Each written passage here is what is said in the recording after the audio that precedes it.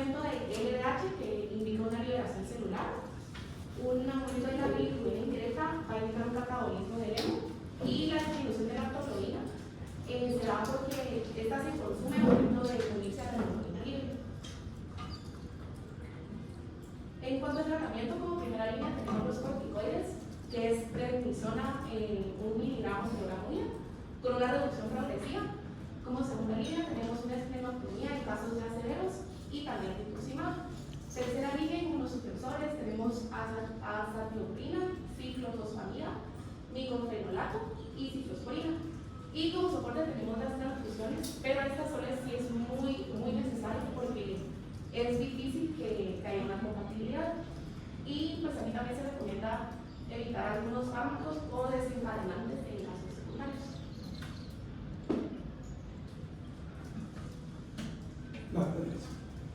Bueno, mira, pues, ¿les llama la atención lo de los calientes y fríos, no? Entonces, ¿cuál creen ustedes que probablemente va a ser más frecuente? Los calientes, ¿verdad? ¿Y cómo creen que se puede manifestar un niño que tenga anticuerpos en frío? Y les voy a contar un caso que me tuve el año antepasado. ¿Cómo creen? Porque tiene que bajar la temperatura, ¿verdad? Entonces, ¿cómo pueden creer que puede ser algo así? Pues para que si algún día se les presente, lo detecten. No hay ideas. Esta muchachita me llegó porque se fueron a, ¿cómo se llama? ¿Quién es de Oriente por acá? ¿Cómo se llama el balneario ese que queda ahí por Zacapa? ¿Cómo se llama? Valle Dorado. Pues fueron a Valle Dorado, aparentemente, ¿verdad? Pero la niña entró y el agua pues, fue tempranito, ¿verdad? Se metió a la piscina. Luego, ¿verdad? Porque los niños son felices en el agua, ¿verdad? Y comenzó que no podía respirar, ¿verdad? Y comenzó malísima, ¿verdad? Como un ataque de asma parecía. Le llevaron a la clínica. Después, ¿verdad? Al poco tiempo que la llevaron al hospital y la trataron y todo lo demás. Pero cuando, ¿cómo se llama? Le sacamos sangre, estaba bien anémica, y a la niña me la llevaron ya casi normal, ¿verdad? Solo que estaba pálida, y cuando me hicieron el favor de hacer el diagnóstico realmente, porque me llamó la del laboratorio, mira doctor, me dice, dejamos la muestra ahí, cuando fui a verla, estaba precipitada. ¿Qué es lo que pasó? Que la muestra de sangre se mantiene a 37 grados, ¿verdad?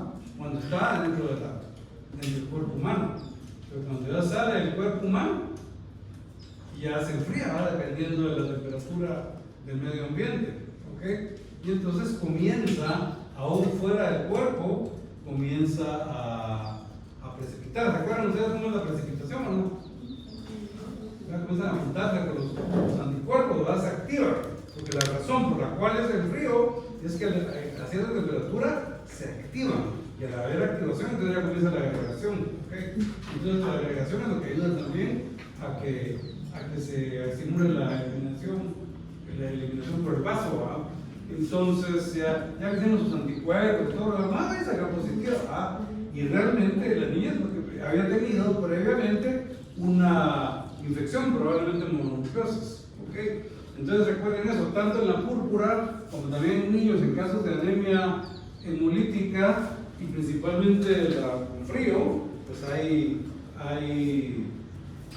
historia de problemas respiratorios, usualmente previos un tiempo, como un par de semanas, una semana antes del cuadro, ¿verdad?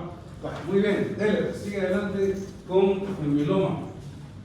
El mieloma múltiple es la neoplasia hematológica, la segunda más frecuente en los países de altos ingresos, y la incidencia promedio es en personas de 69 años.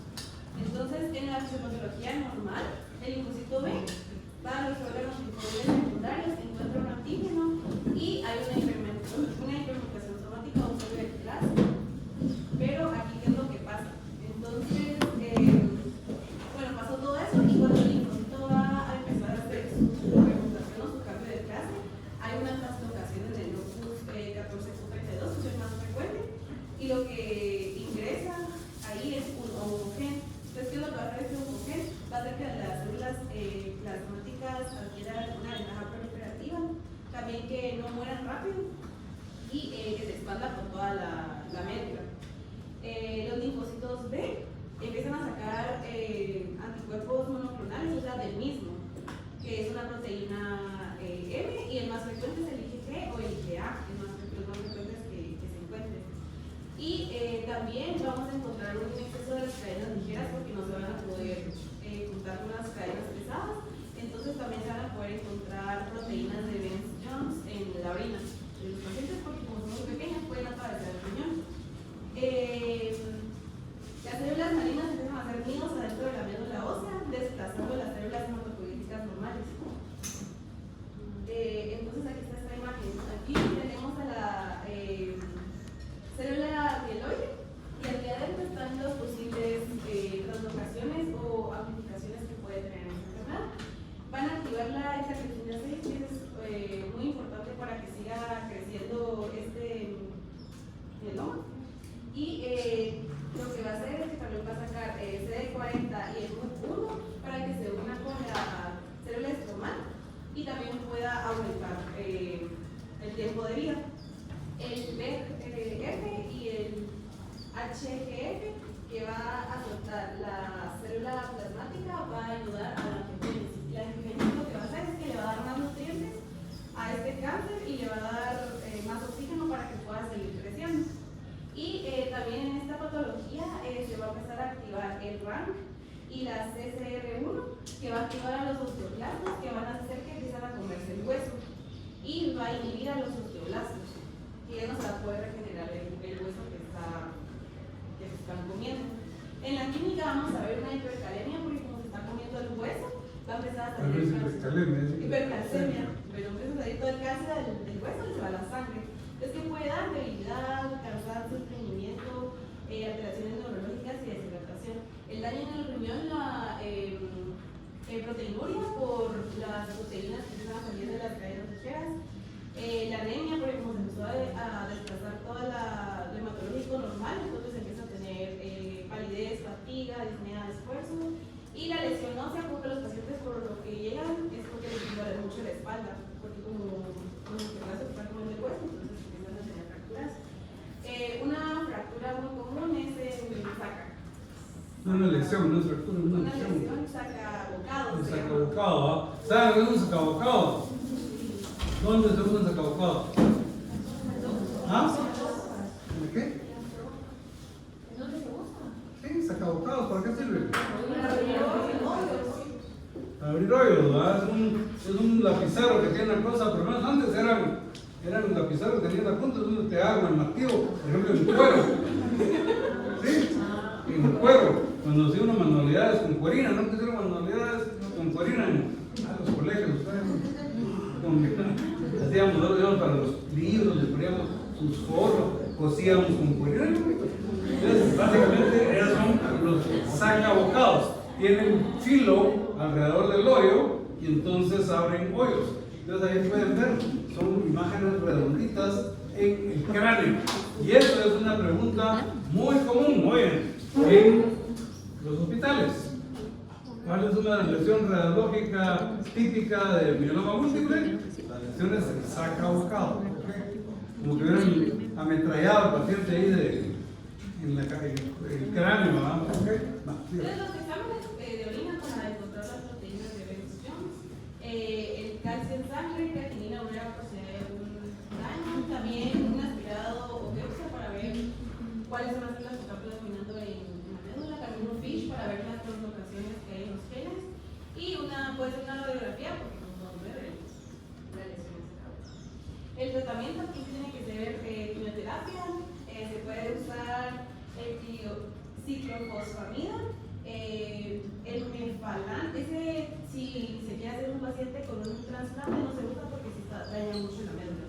También corticosteroides para suprimir, puede ser relacionado a metosona, agentes inmunomoduladores, y también se puede considerar el trasplante de células madre, el autólogo, que es de uno mismo, y alogénico, que es cuando un pariente, preferiblemente hermano o algo así, te pueda pasar sobre las madres.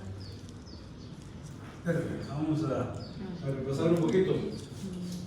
Usted fue la que habló, usted no habló nada de esto. No, No. Va, usted dijo algo importante, que era la segunda malignidad hematológica. ¿Cuál es la primera?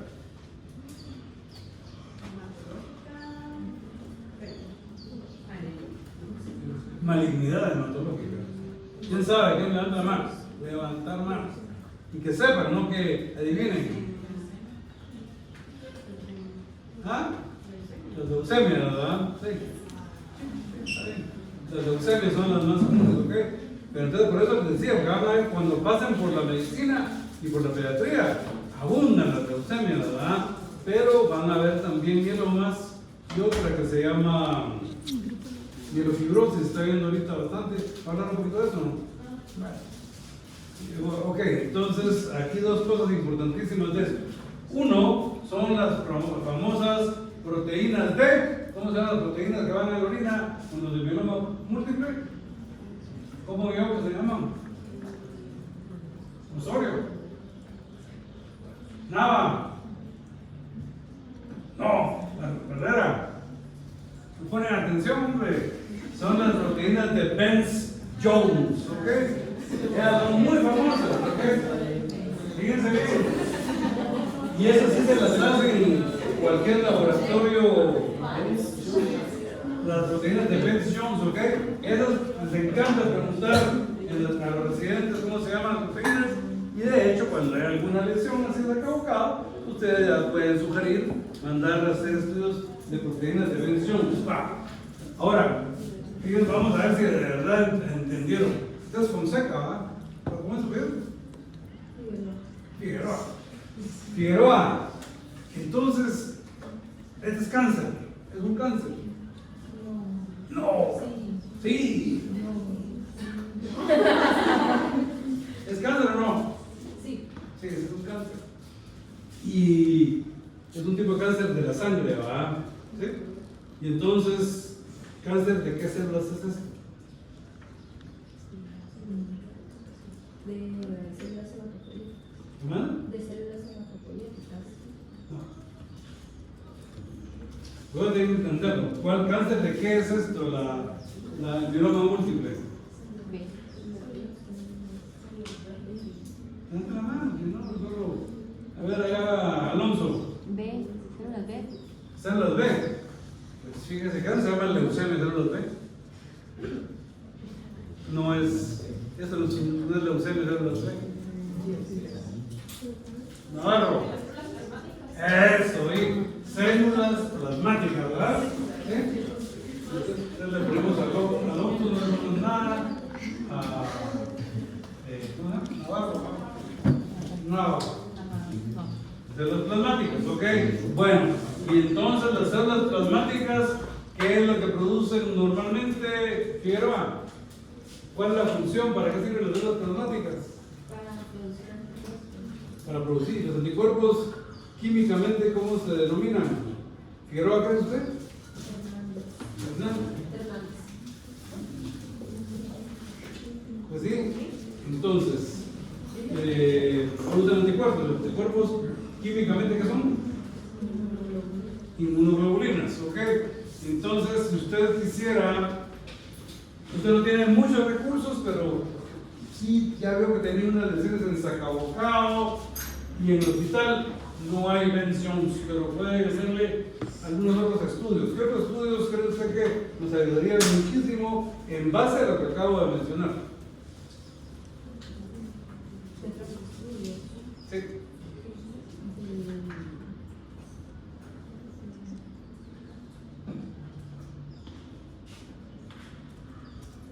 De evaluación de la médula ósea. ¿Qué manda? De evaluación de la médula ósea. Ah, pues sí, pero eso no hay en un pueblito.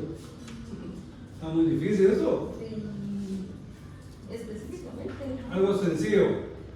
Una proteína. Muy bien. Proteínas.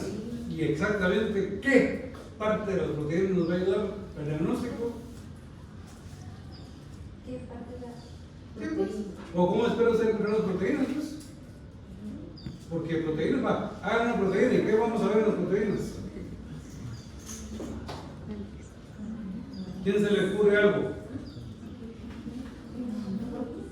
¿Y esos que, cómo los vemos?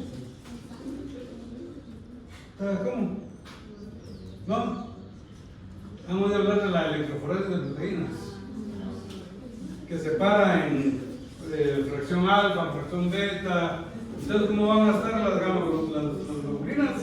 Altísimas, ¿verdad? Porque el defecto, solo para que sepan, oncogen es un gen que promueve, pero vamos a aprender más adelante que para que una célula tenga cáncer va a tener múltiples mutaciones. Y una de las mutaciones más importantes son las de crecimiento, ¿sí? Las que ponen a la célula a crecer como loca, ¿verdad? Entonces, de modo, ese paciente va a tener millones de células plasmáticas igualitas produciendo las proteínas igualitas, ¿verdad? Las inmunoglobulinas. ¿Igual? Sí, son clones todos iguales, ¿verdad? Entonces, como va a ser una gran cantidad que hay, pues van a ustedes encontrar picos elevados en la electroforesis de las proteínas, ¿verdad? Y si ya ¿cómo se llama? Ya pueden pedir los laboratorios, pues ya pueden ver las cadenas, ¿verdad? ¿Cuáles digo que eran las cadenas que eran importantes? Las ligeras. Las cadenas livianas, ¿verdad? ¿Ok? Va. Entonces eso es el mieloma múltiple, esa es la enfermedad de adultos, oye. Ok, sigas. Entonces ahora tenemos la hemólisis autoinmune por anticuerpos calientes. Tenemos que es una enfermedad infrecuente y su prevalencia aumenta en personas mayores de 50 años. Esta enfermedad es más común en mujeres que en hombres, como se ve en la mayoría de las enfermedades autoinmunes. Su mecanismo principal es la presencia de autoanticuerpos IgG y componentes del complemento en la superficie de los eritrocitos.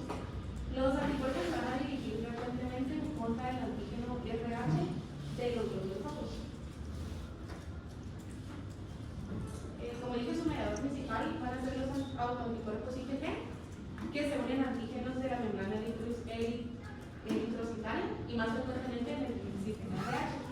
La unión de IgG va a causar una oxonización de los eritrocitos y acá los macrófagos esplénicos van a reconocer la porción FC de la IgG y van a fagocitar ya sea parcialmente o totalmente a los eritrocitos. Como resultado tenemos la formación de esclerocitos que van a ser más frágiles y con menor deformabilidad. Van a quedar atrapados y serán destruidos en el vaso. Tenemos la hemólisis extravascular, que va a ser predominantemente en el vaso, en el hígado, y la activación del complemento. Acá se va a depositar C3b sobre la superficie del eritrocito y esto va a ser como una marcación en la célula para la fagocitosis por los macrófagos del vaso o del hígado. Y en la hemólisis intravascular, esta es muy rara, pero se puede dar si la activación del complemento es muy intensa. En la clínica tenemos síntomas como fatiga, palidez, disnea, acá también se repite la ictericia, la coluria y también esplenomegalia. Espérense un momentito. A ver, Osorio, ¿qué es la coluria?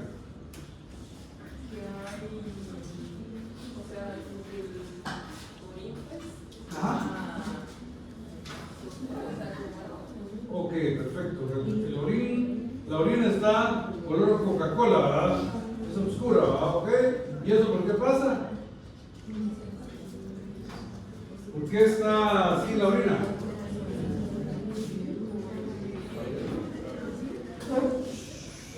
Me están quitando la oportunidad de hacer un puntito aleatorio.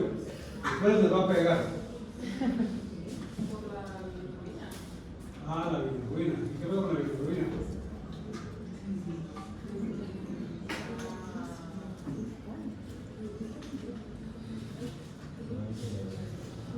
¿Cuál bilirrubina vamos a encontrar? ¿Por qué? Investiga por qué.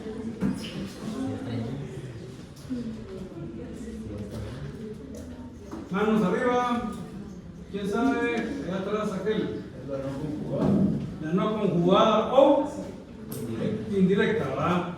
Que es la hemólisis, es la que diferencia de la colestática, ¿verdad? ¿Ok? Bueno, ¿y por qué tiene anemia, Osorio? ¿Por qué el paciente está disneico? ¿Qué es lo que va a hacer que le cuesta respirar? Porque disnea significa que le cuesta respirar, ¿no? Entonces tiene que ver con que tiene destrucción de glóbulos fármacos con que después se respiran.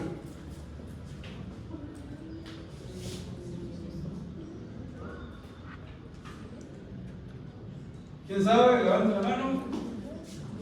¿Por qué les cuesta respirar a esos pacientes? Es básico, hombre.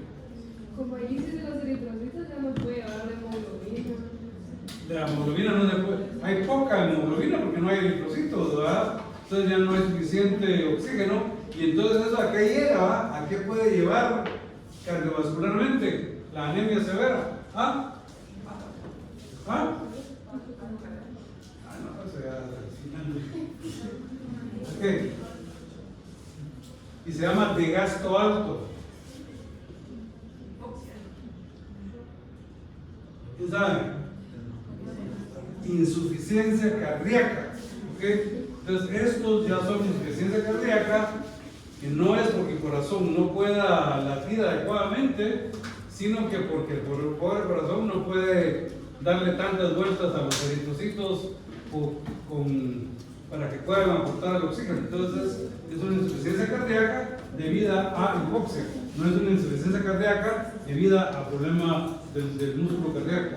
¿Ok? Entonces, por eso están disneicos, están edematosos, con fatiga, están pálidos, amarillos y con orina oscura. Ok, y la escleromegalia, ¿por qué se produce, Osorio?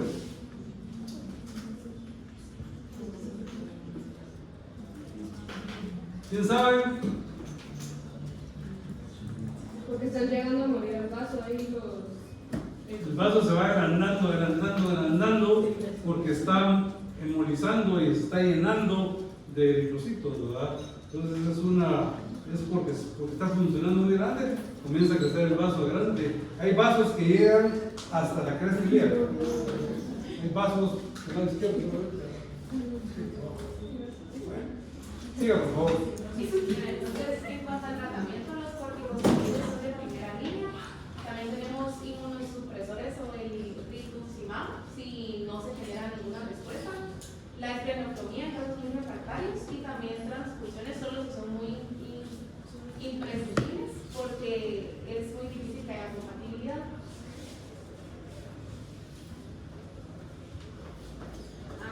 La gamapatía monoclonal es complicado, ¿no es cierto?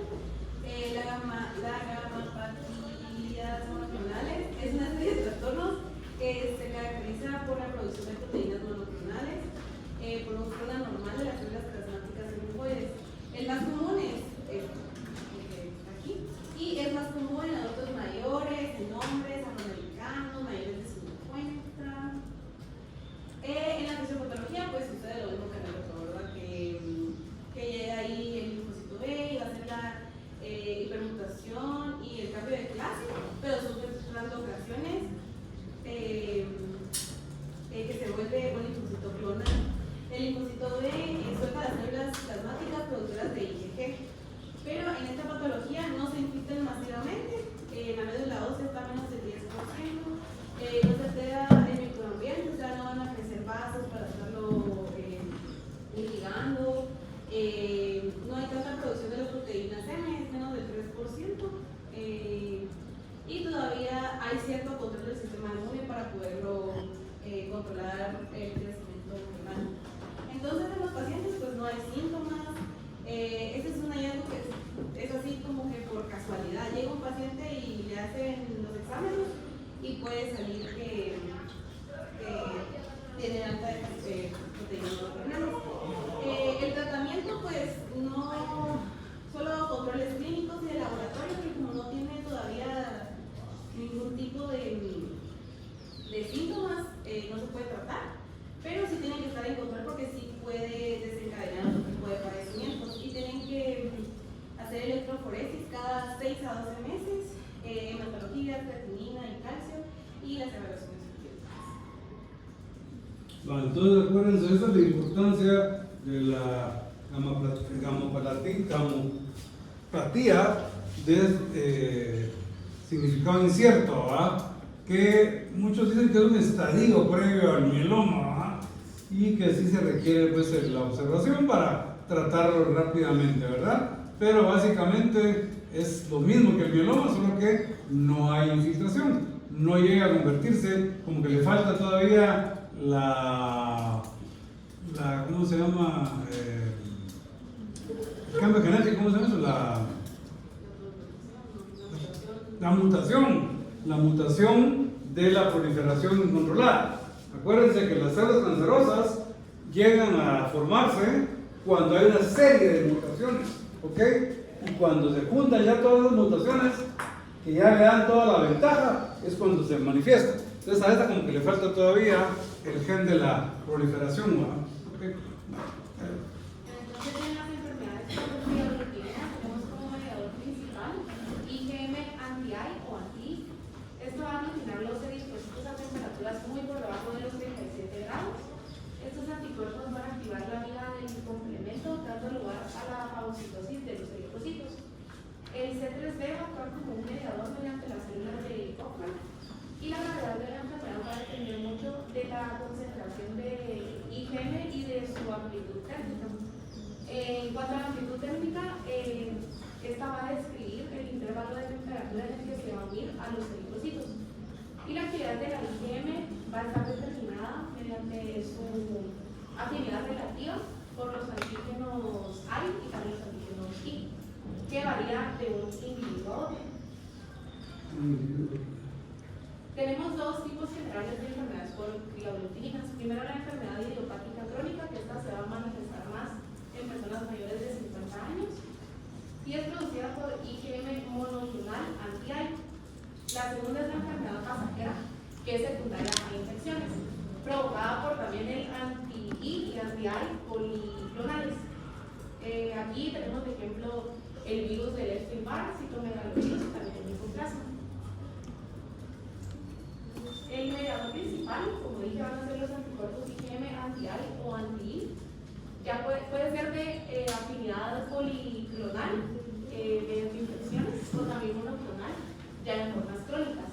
Estos anticuerpos se van a unir a los eritrocitos en la circulación periférica fría y va a causar una aglutinación en las extremidades, en la nariz y también en las orejas. Y la IgM, por ser medicamento, va a ser como muy eficaz para activar el complemento. Acá se va a fijar C1Q en la vía clásica y al momento que vuelva a la temperatura central, que son 37 grados, la IgM suele desprenderse, pero queda depósito de C3b en la superficie eritrocitaria. La C3b oxoniza los eritrocitos, y aquí es cuando pasa la fagocitosis en el hígado poniendo las células de Cochrane y una hemólisis extravascular que va a predominar. Ahora sí, la aplicación del complemento es muy intensa. Se va a formar el complejo de ataque de membrana de C5 a C9, una hemólisis intravascular y acá se va a desarrollar hemoglobinuria. La amplitud térmica va a determinar la severidad de la enfermedad. Temperaturas a las que se une la IgM son las siguientes. Si solo actúa a temperatura menor de 20 grados, va a ser un cuadro leve. Y un cuadro grave va a ser si actúa en una temperatura de 30 a 37 grados. Esto va a ser una hemólisis más grave y también más persistente. Habrá una destrucción crónica de eritrocitos que va a causar anemia, ictericia, incremento de bilirrubina indirecta y también narcocianosis cuando se expone al frío. Entre los síntomas tenemos la narcocianosis, los fenómenos de Raynaud que van a mejorar con el frío, fatiga, anemia, ictericia leve, esplenomegalia o hepatomegalia. Y en forma secundaria tenemos síntomas de infección viral o también bacteriana. En el tratamiento tenemos como medida principal evitar la exposición al frío. Y aquí también tenemos rituximab, solo o combinado. Y este puede ser combinado con fludarabina y va a ser en formas crónicas. Las transfusiones también solamente si son muy necesarias. Y enfermedad secundaria, esto suele resolverse al controlar la infección subyacente por la que se empezó. Un momento. Ok, ¿alguna duda de la crioglobulinemia por frío? ¿Nadie tiene preguntas? Yo sí tengo preguntas. A ver, Omar. decirnos qué es el fenómeno del Raynaud. Explicarlo, porque ahí nos dice que se presenta, y es una cosa que se presenta bastante, fenómeno del Raynaud. Y entonces, ¿qué es esto? Y dice ahí que lo busques y no sabes qué es. Ustedes saben, muchachos, que uno mira lo que sabe. Porque ustedes pueden tener el diagnóstico de una enfermedad en sus ojos, pero si no saben qué es. A ver, Omar. ¡Ey! No sabes, Omar. A ver, Calío. Es como que hay un vaso, o sea, los vasos se dilatan, entonces como que las enfermedades o las partes periféricas del cuerpo como que se comienzan a poner azules y luego antes de como que recuperar el color se ponen blancas y luego ya recuperan el color normal. ¿Y qué siente? ¿Siente algo o no siente nada? Entumecido. Entumecido. Ajá, como Tieso. Tieso, ajá. ¿Alguien más? ¿Algo más? Les duele. Les duele, tengo un cuate que le pasa pobre y una clavada, porque aquel tiene que hacer en el agua cuando nos vamos, a andar rápido poniéndose guantes y todo, porque a aquel le encanta esquiar y le encanta nadar, ¿verdad? Con el frío ahí, siempre sale el fenómeno Raynaud, pero no tiene ninguna otra. El fenómeno Raynaud es algo que tiene que conocer bien hoy, porque se miran varias enfermedades autoinmunes, ¿ok? Pero básicamente es eso, ¿verdad? Es eso que explicó Calío aquí, y le vamos a poner un puntito. Adelante, pues. Bueno, son la macroglobulinemia de Waldenström. Bueno, les voy a hacer una aclaración. Miren, esa es cultura general, oye. Las células que están en el hígado, que el apellido es Kupfer, ¿verdad? Que es cobre en alemán. Entonces se dice Kupfer, ¿verdad? Ahora, si está en Estados Unidos, es correcto, le van a decir Kupfer, ¿verdad? Pero el nombre real es Kupfer, ¿verdad? ¿Y este cómo se dice? Esa se dice Waldenström.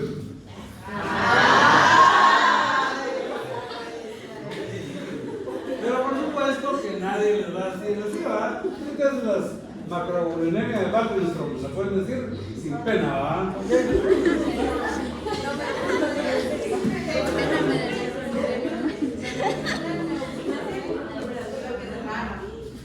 Representa el 1 o 2% de las neoplasias hematológicas, tiene una incidencia de 3 a 4 casos por millón de habitantes y es más frecuente en pacientes de 63 a 60 años.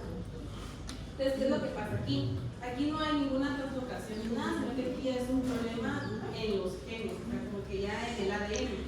Y puede haber un problema en el MID88, que este MID88 lo que hace normalmente es dar señales de activación en el NFKB y a los JAK-STAT, haciendo que los genes puedan sobrevivir y haya inflamación. Entonces, la mutación en el L265B, que es la mutación más común, esta patología hace que el MID88 se mantenga activado, entonces va a estar en proliferación y en inflamación en el cuerpo. También puede haber una mutación en el CXCR4, que es un receptor de quimiosinas, que lo que hace es guiar a las células B a la médula ósea. Entonces, lo que va a hacer esta mutación es que va a dejar a las células B que se mantengan en la médula ósea, haciendo que los tratamientos no hagan tanto efecto porque están bien adheridas a la médula ósea. Pero esto es más raro que pase, es más común en el MID88. En esta patología, igual está afectada al IgM, que igual es monoclonal, está en exceso y está en la sangre, médula ósea, en el vaso hígado y en los ganglios linfáticos. Entonces, esto nos va a decir de los síntomas generales del paciente, pues fatiga, la debilidad, la palidez, la anemia. Esto porque como se infiltran las IgM en la médula ósea, entonces va a desplazar todas las células normales que están, haciendo que el paciente le dé anemia. También va a estar el síndrome de la hiperviscosidad, que por el exceso de IgM en la sangre se va a poner más viscosa y va a costar más que siga el flujo. Y esto puede dar cefalea, mareo, visión borrosa, confusión, disminución en el flujo cerebral, también epistaxis, sangrado, encías, púrpura, y también esta viscosidad va a interferir con la función plaquetaria y el flujo capitario. También hay que revisar a los pacientes la retina, porque también puede haber algún efecto por la mala circulación. También va a haber a órganos linfoides, por eso es que vamos a ver la esplenomegalia, la hepatomegalia y también en los ganglios que van a estar inflamados. También hasta glutininas frías, que es el fenómeno de Reynolds, y antocianosis. También la febroclinemia, que es cuando la IgM se precipita al frío, que puede dar púrpura, úlceras, artralgia, y la amiloidosis, que es el depósito de las cadenas ligeras, como ya hablamos.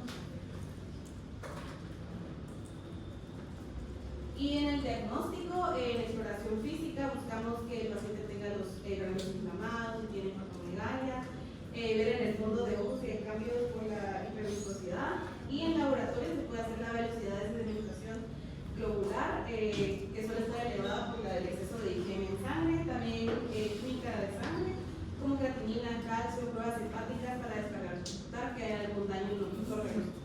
La biometría hepática, que va a tener leucopenia, trombocitopenia, y la electroforesis, que detecta los picos monoclonales.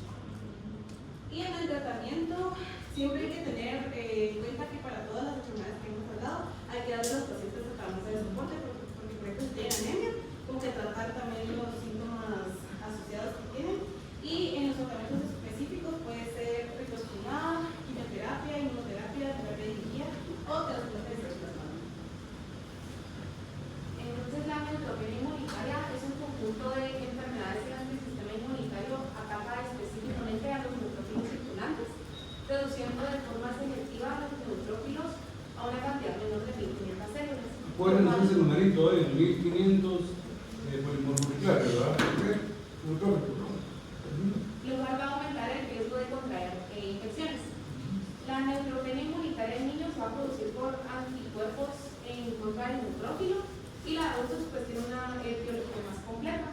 La eliminación de los neutrófilos se va a dar por medio de los inmunocomplejos y también por la inhibición celular de la amilopoiesis. Tenemos 5 tipos de neutropenia. Primero está la neonatal inmune, que esta se da por medio del paso transplacentario de anticuerpos maternos contra los antígenos del neutrófilo del feto. Tenemos la autoinmune primaria, con autoanticuerpos contra neutrófilos, y esta es más frecuente en la infancia temprana. Tenemos también la asociada a enfermedades autoinmunes o también linfoproliferativas. Acá tenemos por el que se puede dar por el lupus, artritis reumatoide, linfomas o también por leucemias.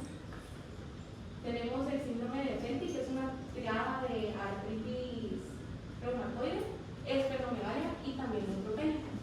Y la última, que es provocada por fármacos, que puede ser como por una reacción idiosincrática. Y por ejemplo, están los fármacos antipiroideos. En cuanto a la fisiopatología, tenemos la producción de autoanticuerpos o aloanticuerpos dirigidos en contra de los antígenos de los neutrófilos. En la auxilización y destrucción de neutrófilos circulantes, tenemos que los anticuerpos van a recurrir a los neutrófilos. Estos van a ser reconocidos por los macrófagos isquémicos y también hepáticos a través de los receptores CTC. El complemento C3b va a potenciar la destrucción por medio de células del sistema retículo endotelial.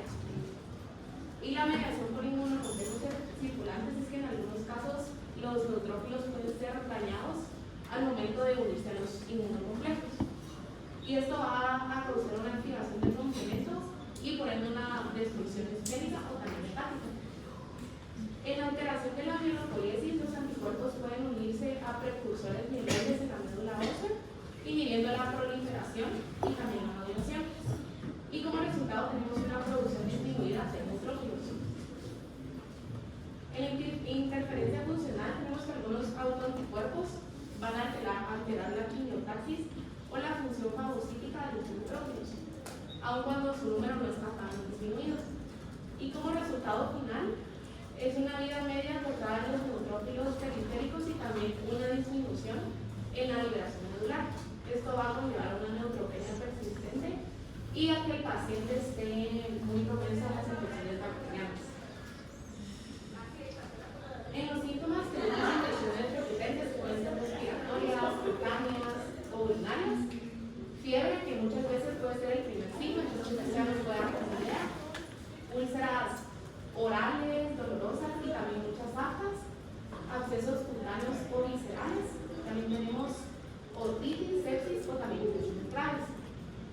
En el diagnóstico se da por medio de la clínica, que son todas las infecciones que les mencioné, por medio del laboratorio. Puede ser leucopenia con neutropenia aislada y médula ósea con hemoglobina variables.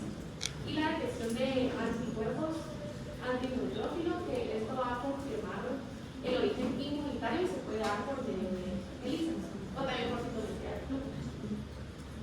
Y en el tratamiento tenemos factores estimuladores de colonias. Esto va a estimular la producción de los neutrófilos y va a ser muy útil en neutropenia crónica grave. Aquí van a ayudar a disminuir el riesgo de contraer infecciones. Y los inmunosupresores, aquí se pueden administrar corticoides o también ciclosporina. Estos están indicados para casos más graves. Y entre otros tratamientos tenemos también la esclerotomía y también la inmunoglobulina intravenosa, pero esta es solo inmunoglobulina neonatal. Y por último, los antibióticos profilácticos, que también es inmunoglobulina grave persistente, para disminuir las infecciones bacterianas y las complicaciones que puede adquirir. Ya como último tema, la leucemia linfoblástica aguda. Esta es el cáncer más famoso en niños, de 3 a 5 casos por cada 100.000 habitantes al año, y también el síndrome de Down predisponer a la enfermedad. El rango de edad es de 0 a 15 años, también le puede dar a gente mayor, pero tiene el peor pronóstico que los niños a la edad de los más. En la fisiopatología, ¿qué es lo que va a pasar? El problema va a estar en el progenitor linfoide, que puede tener alguna mutación, como una de las ocasiones en el 12-21, que esa es la más común en niños y tiene un buen pronóstico. ¿Qué va a hacer esto? Bloquear la maduración y la estimulación y va a estimular la proliferación. También puede haber un reordenamiento en el MLL, que es en el 12-23. Este es más frecuente en los lactantes y tiene peor pronóstico. También una mutación en el PAX5, son genes reguladores del desarrollo del linfocitos B. Y los que pueden mutar en los linfocitos B es el NOTCH1, que este es un gen clave para la diferenciación de las células T y puede aumentar la proliferación clonal. Entonces en esta imagen vemos que está el progenitor linfoide y se va a dividir en B o en T, pero nunca va a completar la maduración, siempre va a estar se va a quedar como linfocitos maduros en la sangre. Estamos las operaciones que dije. Y los signos y síntomas son agudos, o sea, llega un niño que dice, ay, tiene fiebre, tiene fatiga, tiene los ganglios inflamados, dolor de huesos, sangrando, y esto puede durar de 2 a semanas. No es agudo, pasa rápido, pero también algo importante, que puede haber un agrandamiento testicular indoloro en los niños, y también puede haber un síndrome de vena cava superior en los linfocitos T, cuando hablemos de linfocitos T, porque puede inflamar el intestino. ¿Cómo se diagnostica? En un hemograma, se puede ver anemia y trombocitopenia, en un fenotipo periférico. Lo característico de esta enfermedad es que va a tener más del 20% van a ser blastos. Igual que en la biopsia para aspiración, más del 20% van a ser blastos. Citometría de flujo para diferenciar si el trastorno es de los DMC y el FISH para detectar dónde está la translocación. Entonces, cuando miramos las células sanguíneas, vamos a ver así como que los datos van a estar por todos lados, van a haber más del 20% en la sangre.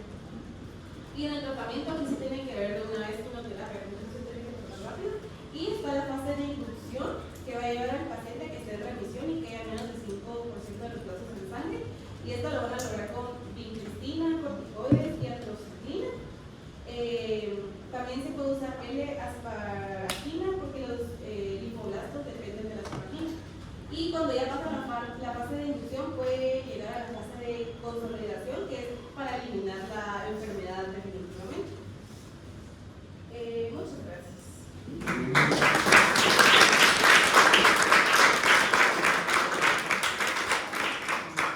No debieron de haber aplaudido mucho. Me despertaron a Sebastián. Hombre. Es falta de respeto. Bueno, miren, muchas gracias. Estuvo muy bonita la plática. Vamos a hacer unas preguntitas, ¿verdad? A ver si entendieron algo. A ver, Hernández, Juan Hernández, le preguntamos a a Hernández, ahí está, en la que tiene la mano en la boca, Hernández Vidal. Entonces, fíjense bien, le dije que solo hablara que no hablara todas las leucemias porque, pues, es mucho, ¿verdad? La LLA va a haber un cachín, entonces es bueno que la conozcan. A ver, ¿por qué cree usted que hay sangrado en niños con LLA? Sangrados y anemia. Y el problema está en mutaciones en los linfocitos TOB, ¿verdad? ¿Ok? Entonces, ¿por qué se presentan con anemia y con trombocitopenia? Con sangrados, ¿verdad? Piensen y levanten la mano, pero le vamos a dar unos segundos para que piensen.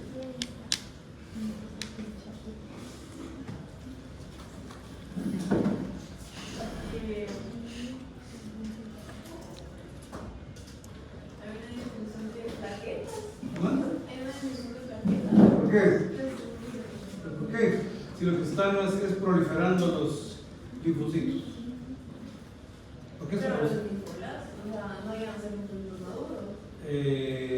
Hay unos ahí medio maduritos, pero no hay maduros, normales, totales. Linfoblastos se encuentran en la sangre periférica.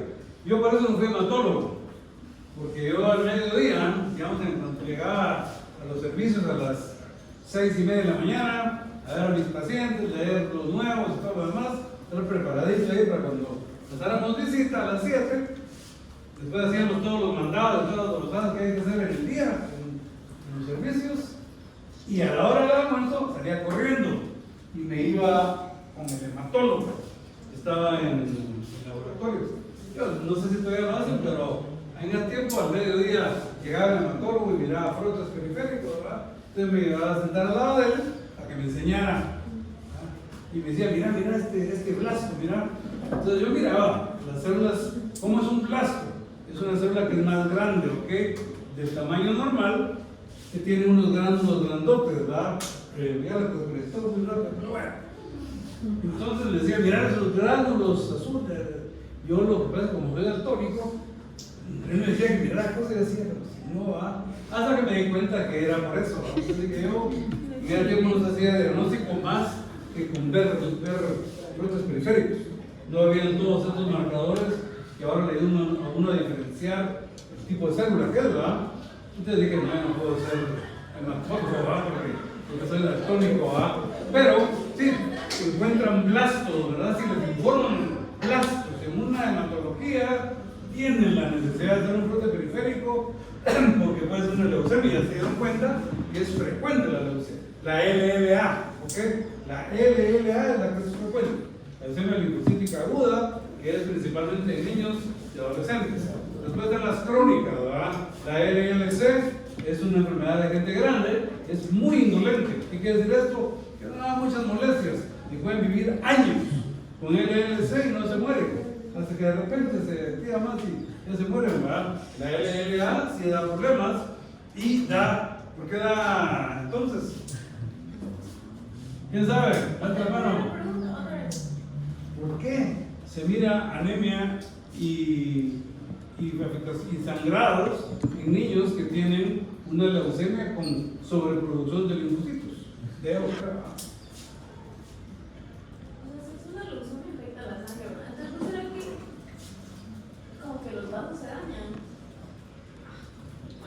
A ver, ya despertó. El sangrado por la disminución plaquetaria. ¿Ah? El sangrado por la disminución. ¿Por qué? Porque Si el problema es con los linfocitos. Pero produce, o sea, tiene factores de coagulación. A ver, Vima.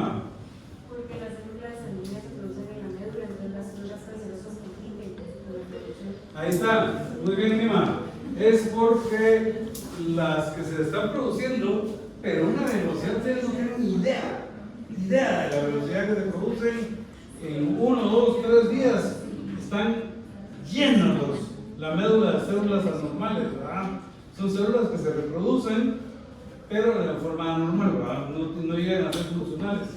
Y entonces ocupan el lugar de los trombocitos y de las células de la sangre que los eritrocitos, ¿verdad? Y entonces ya no se producen, ¿verdad? Entonces simplemente llenan y además producen otro problema. Además de producir, ¿cómo se llama? Anemia y trombocitopenia, ¿qué otra cosa produce esa gran producción de glóbulos blancos a toda velocidad? ¿Se le ocurre algo, Hernández? Y no, ya mutaron, ya no les da tiempo de mutar, son demasiado rápidas la producción. ¿Alguien se le ocurre algo? Infecciones, por supuesto, ¿verdad? Porque no tienen suficientes granulocitos, nada, comienzan a infectarse. ¿Quién dijo eso? ¿No levanta la mano? Ay, la mía. Se la pueden agarrar así, la mano. A ver, ¿qué otra cosa? ¿Qué otra cosa? Imagínense. ¿Qué es la médula? ¿Qué es? ¿Dónde está la médula ósea? ¿Ah? ¿Ah? ¿Dónde se encuentra la médula ósea? Primordialmente la producción de sangre. ¿En qué huesos? Las crestas ilíacas, la cadera, ¿verdad? Y entonces, ¿de qué está hecho eso? Hueso, ¿verdad? Y la médula está en medio, ¿verdad? Si normalmente hay, va a ser un número, 20 millones de células, pero estas tienen una capacidad de proliferación 100 veces más que lo normal, 1000 veces más de lo normal. Se van pero aumentando a toda velocidad. ¿Qué va a pasar con la médula? Se llena, se atora. Entonces lo que da un gran dolor. Comienza a doler. Pero es un dolor así terrible, ¿verdad? Entonces, pues ahí es donde hay que usar los que paran la producción, ¿verdad? Porque es, aparte de tener anemia, aparte de tener trombocitopenia, también ya comienzan a tener grandes dolores los niños, ¿verdad? Bueno, estuvo bien, oye, yo creo que van a tener arriba el 90 las dos, ¿ok? Vamos a ver cuánto, vamos a ver.